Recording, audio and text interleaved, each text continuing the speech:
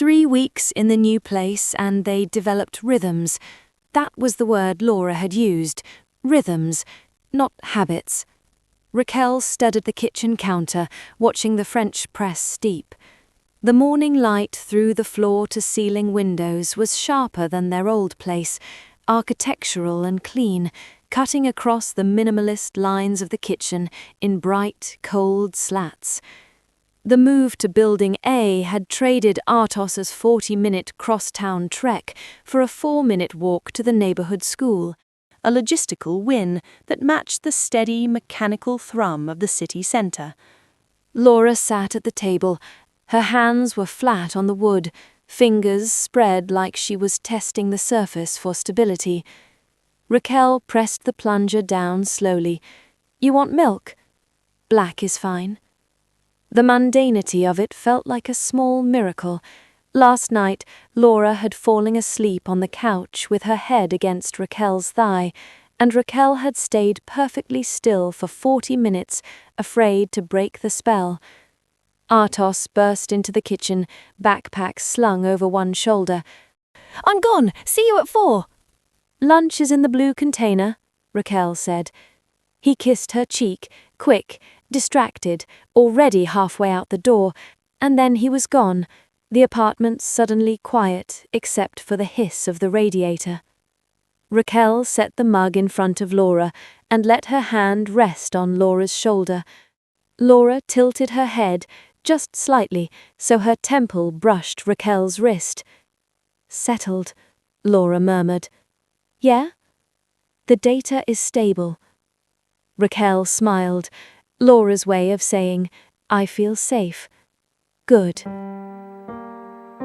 The bathroom mirror was still fogged from her earlier shower when Laura stepped back inside, white t-shirt clinging to her still damp skin.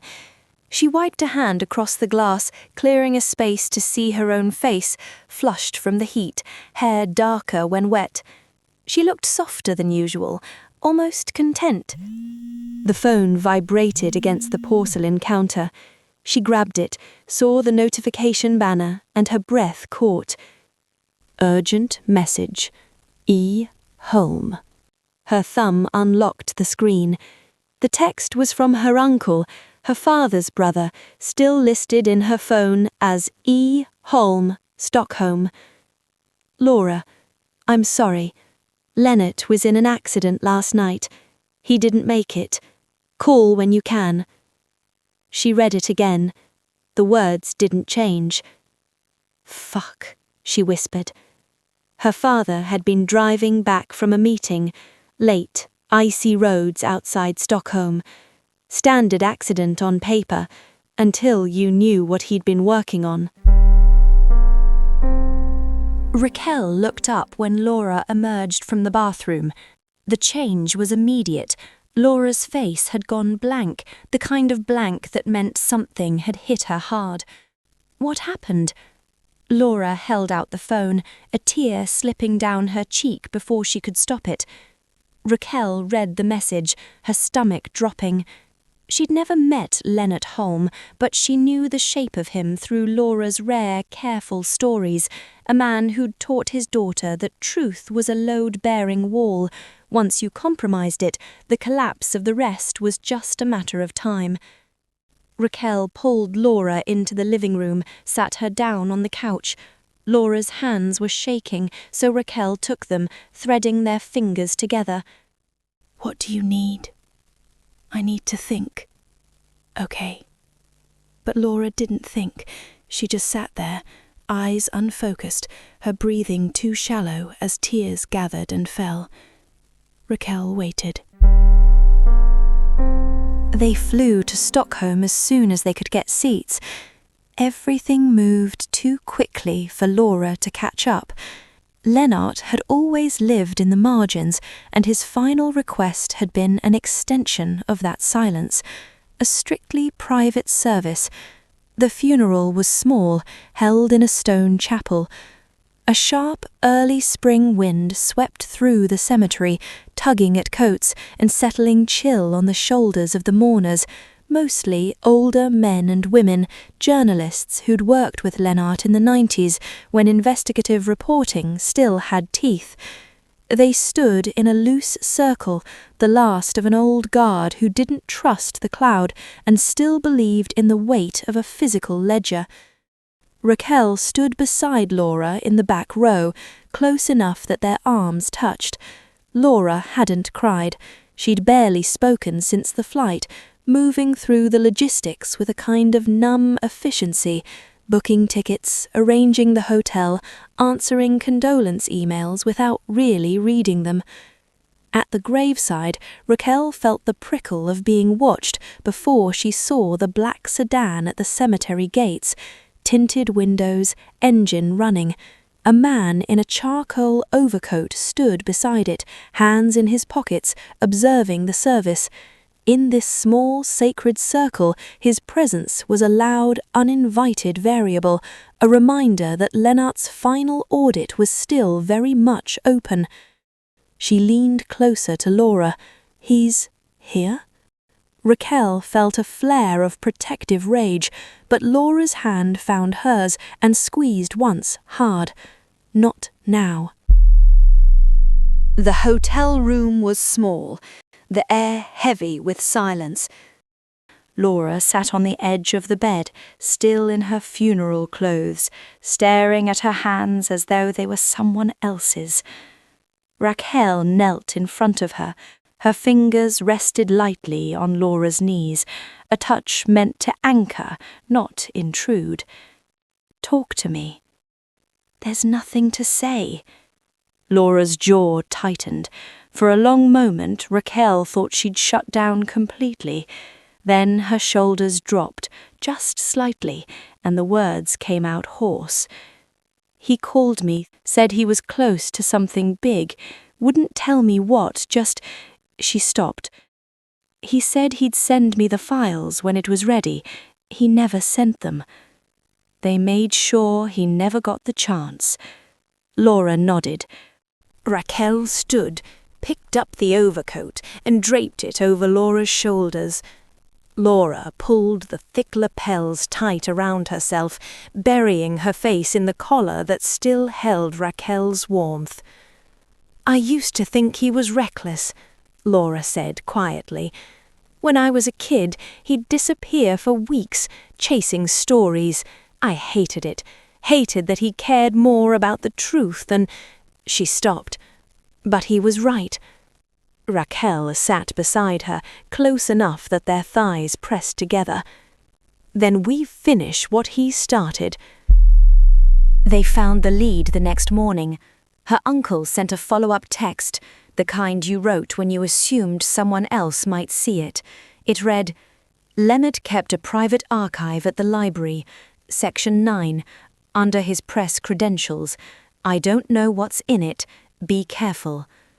Laura booked a reading room for that afternoon. The library was a fortress of stone and glass, its interior hallways lined with iron stacks that smelled like old paper and preservative chemicals. The archivist who met them was a woman in her 60s, skeptical until Laura produced her ID and Lennart's credentials. "Section 9 is restricted access," the archivist said. "You'll have 20 minutes." "That's fine." They followed her down a narrow staircase into the basement archives, where the air was colder and the silence absolute. The archivist unlocked a steel door and gestured them inside. "Call when you're finished."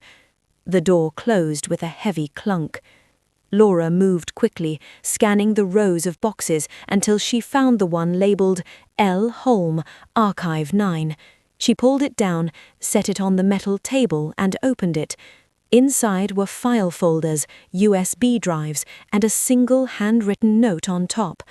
Laura picked up the note, and Raakel watched her face go white. The handwriting was unmistakable, slanted, precise, her father's. The words were, "Laura, if you're reading this, they moved faster than I did. The Faulkner dossier is here. Everything else has been scrubbed.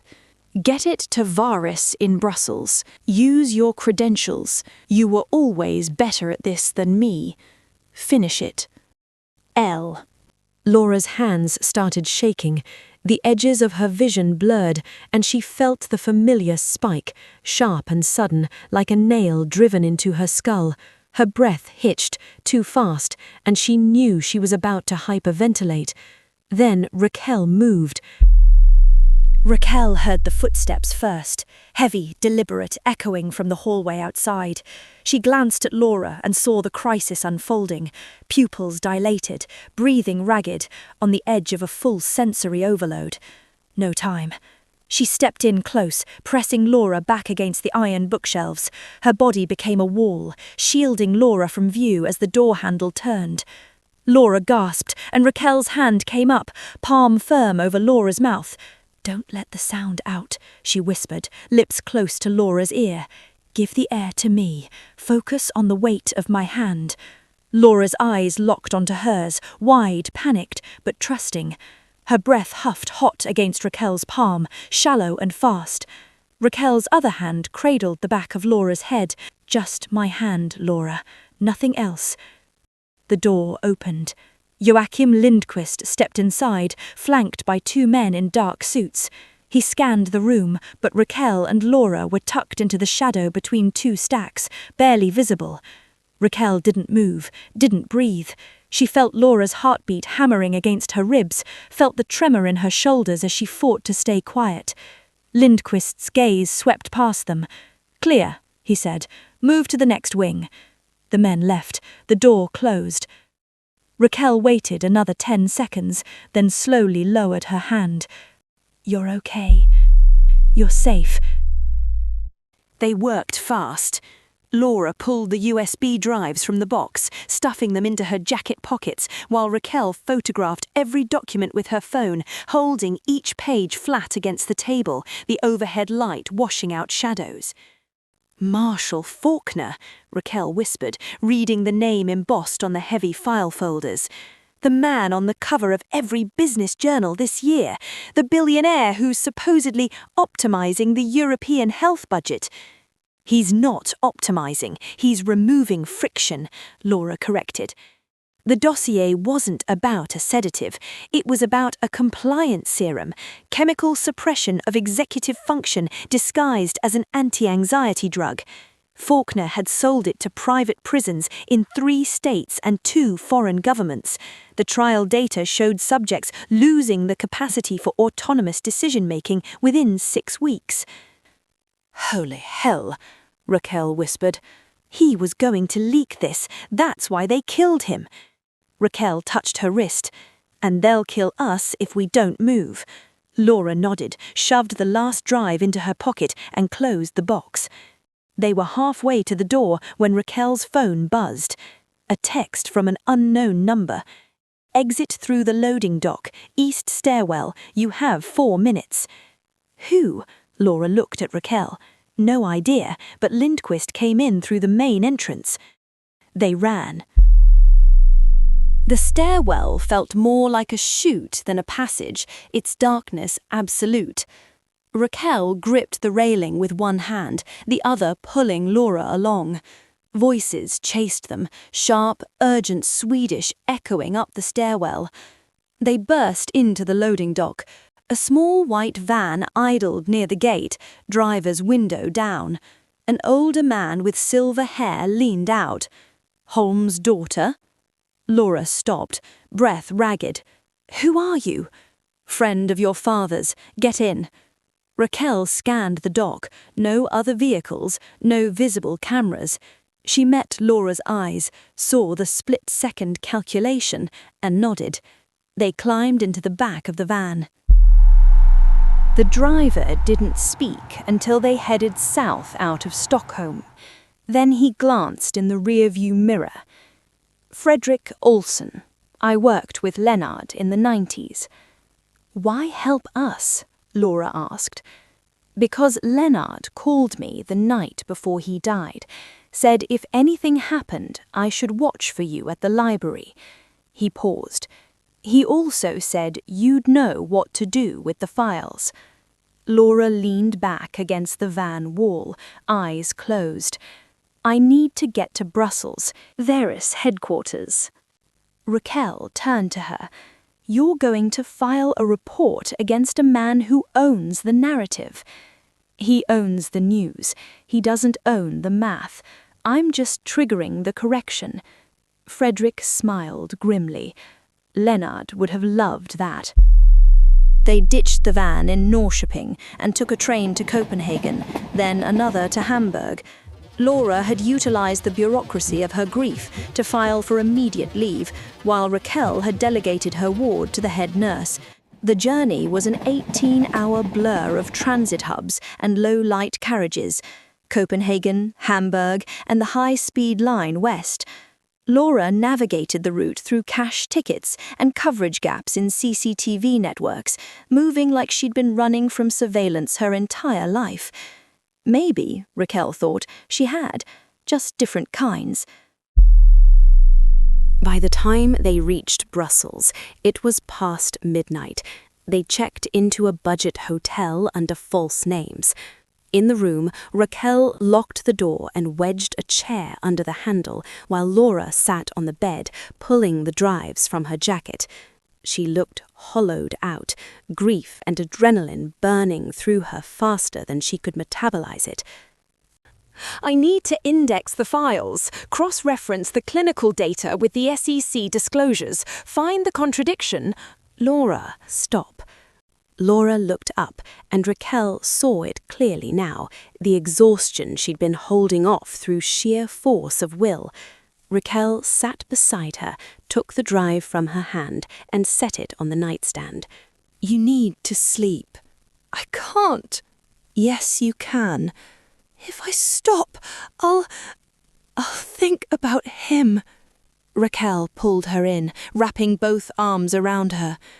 Laura collapsed into it, face buried against Raakel's neck, and finally she cried.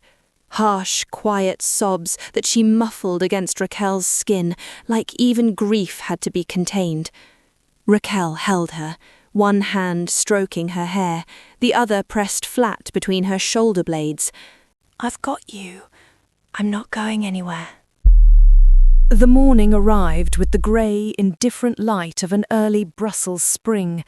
They had managed 4 hours of restless sleep, but at 2 p.m. the data took over. The meeting at Veris lasted only 40 minutes.